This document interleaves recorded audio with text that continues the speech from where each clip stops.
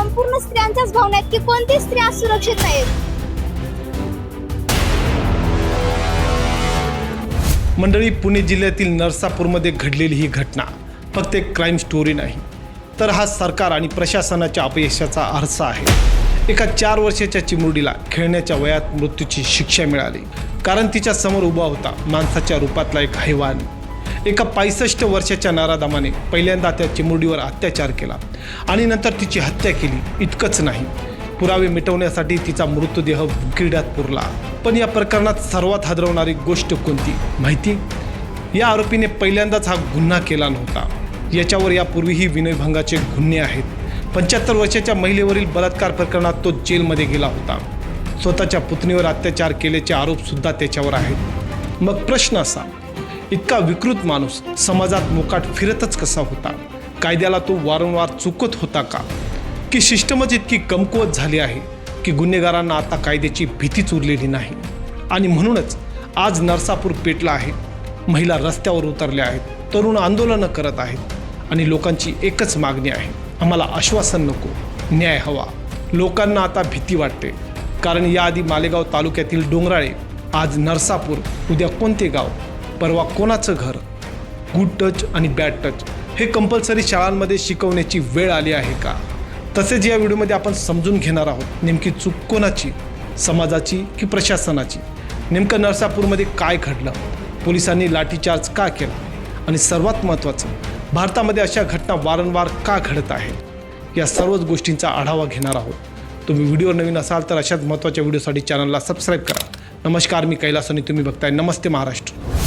एका 4 वर्षाच्या चिमुरडीवर अत्याचार आणि त्यानंतर तिची निर्गुण हत्या करून तिला उकिरड्यात दफन केले। मंडळी, ही फक्त एक बातमी नाही, तर ही संपूर्ण समाजाला हादरवणारी घटना आहे। पुणे जिल्ह्यातील भोर तालुक्यातील नरसापूर गाव सध्या संतापाने पेटला आहे, कारण एका 65 वर्षाच्या व्यक्तीने एका 4 वर्षाच्या निष्पाप चिमुरडीला जनावरांच्या गोठ्यात नेलं, तिच्यावर अत्याचार केला आणि त्यानंतर दगडाने ठेचून तिची हत्या केली। या घटनेनंतर संपूर्ण गाव रस्त्यावर उतरलं, रास्ता रोको झाला, मोर्चा काढण्यात आला आणि ठिय्या आंदोलन सुद्धा केले गेले। आणि संतप्त लोकांची एकच मागणी आहे, आरोपीला फाशी द्या। पण इथे सर्वात मोठा प्रश्न काय माहिती? आरोपीवर यापूर्वीही विनयभंगाचे गुन्हे दाखल आहेत। एवढंच नाही तर त्याला 75 वर्षीय महिलेवर बलात्कार प्रकरणात जेलसुद्धा झाली होती। आणि या हैवानाची क्रूरता एवढीच नाही, तर त्याने स्वतःच्या पुतणीवर सुद्धा बलात्कार केला होता। एवढा माजलेला विकृत नराधम प्रशासनाच्या आणि कायद्याच्या चौकटीतून मोकाट झाला आणि त्याने पुढचं शिकार केलं एका 14 वर्षाच्या चिमुरडीला। ही घटना जेव्हा उघडकीस आली तेव्हा ग्रामस्थ आक्रोश करत रस्त्यावर उतरले। पुण्याच्या नवले ब्रिजवर आंदोलन केले, तर पोलिसांनी आंदोलनकर्त्यांना हुसकावून लावण्यासाठी लाठीचार्ज केला। साहेब, काय म्हणावं तुम्हाला? मुंबईमध्ये भाजपचे मंत्री गिरीश महाजनांनी रास्ता रोको केला, तेव्हा त्यांना त्या ठिकाणी प्रोटेक्शन दिलं गेलं। त्याच ठिकाणी एका महिलेने आवाज उठवला, तेव्हा सतरंजा उचलणाऱ्या कार्यकर्त्यांनी तिचा अपमान केला। आंदोलनासाठी मंत्र्यांना प्रोटेक्शन दिलं जातं, न्यायासाठी चिमुकलीचा मृतदेह घेऊन रस्त्यावर उतरणाऱ्यावर तुम्ही लाठीचार्ज केला आणि वरून म्हणतात की केस फास्ट ट्रॅक कोर्टात चालवली जाईल। आजच्या काही महिन्यांपूर्वी मालेगाव तालुक्यातील डोंगराळे गावात 3 वर्षाच्या मुलीवर अत्याचार झाला होता, तेव्हा सुद्धा तुम्ही हेच सांगितलं की प्रकरण फास्ट ट्रॅक कोर्टात चालवले नाही ना? मग आता नुसतं आश्वासन नकोय साहेब। आज पुन्हा अगोदरसारखं खोटं बोलून वेळ काढून नेत असाल तर सावध व्हा, कारण उद्या पुन्हा एखादी अशी घटना घडली तर संतापलेली जनता मुख्यमंत्र्यांच्या घरात घुसून आंदोलन करायला चुकणार नाही, हे मात्र तेवढंच सत्य। भारतामध्ये लहान मुलांवरील अत्याचाराची घटना सातत्याने समोर येत आहे। प्रत्येक वेळी जनतेतून आक्रोश आणि मोर्चे निघतात, आरोपीला कठोर शिक्षा देण्याची मागणी होते, पण काही दिवसांनी पुन्हा दुसरी घटना घडते। मग नेमकी चूक कुठे होते? पहिली गोष्ट, अनेक वेळा छेडछाड, विनयभंग आणि संशयास्पद वर्तनाच्या तक्रारींना गंभीरपणे घेतलं जात नाही। तो असाच आहे, त्याकडे लक्ष देऊ नका, असं मनात समाज शांत राहतो आणि हाच शांतपणा अनेक वेळा मोठ्या गुन्ह्यांमध्ये बदलतो।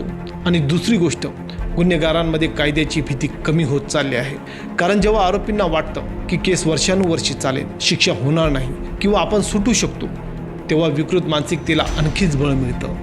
म्हणूनच आज अशा प्रकरणात फास्ट ट्रॅक कोर्ट आणि तातडीच्या शिक्षेची मागणी होत आहे। पण फक्त शिक्षाच हा एकमेव उपाय आहे का? कदाचित नाही। तर गाव पातळीवर प्रत्येक ठिकाणी शासन निधीतून CCTV आणि सुरक्षा व्यवस्था मजबूत होणं गरजेचं आहे. म्हणजे CCTVच्या धाकात आरोपी गुन्हेगारी करण्याअगोदर 10 वेळा विचार करेल. आणि सर्वात महत्त्वाचं, संशयास्पद वर्तन दिसताच समाजाने गप्प न बसणं तेवढंच गरजेचं आहे. तसंच शाळांमध्ये गुड टच आणि बॅड टच सारखं शिक्षण दिलं गेलं पाहिजे आणि ते कंपल्सरी झालंच पाहिजे. तसेच पालकांमध्ये जागरूकता वाढणं खूप गरजेचं आहे, कारण सुरक्षा ही फक्त पोलिसांची जबाबदारी नसून संपूर्ण समाजाची जबाबदारी आहे. आणि आता जागरूक होणे खूप महत्त्वाचे आहे. नरसापूरमध्ये महिला, तरुण, ज्येष्ठ नागरिक मोठ्या संख्येने रस्त्यावर उतरले आहेत. बाजारपेठ बंद आहे. गावात तणावाचं वातावरण आहे. पोलिसांचा मोठा बंदोबस्त तैनात करण्यात आला आहे. दरम्यान मुख्यमंत्री देवेंद्र फडणवीस यांनी या प्रकरणी पोलिसांना कठोर कारवाईचे निर्देश दिले आहेत. पण लोकांचा प्रश्न अजूनही तोच आहे. आम्हाला फक्त फास्ट ट्रॅकचे आश्वासन नको, तर अंमलबजावणी व्हायला पाहिजे. आम्हाला सुरक्षित समाज हवा आहे. आणि जोपर्यंत कायद्याची कठोर अंमलबजावणी होत नाही, तोपर्यंत गुन्हेगारांमध्ये कायद्याचा धाक निर्माण होणार नाही. मंडळी, पुन्हा भेटूया पुढच्या व्हिडिओत. तोपर्यंत जय महाराष्ट्र.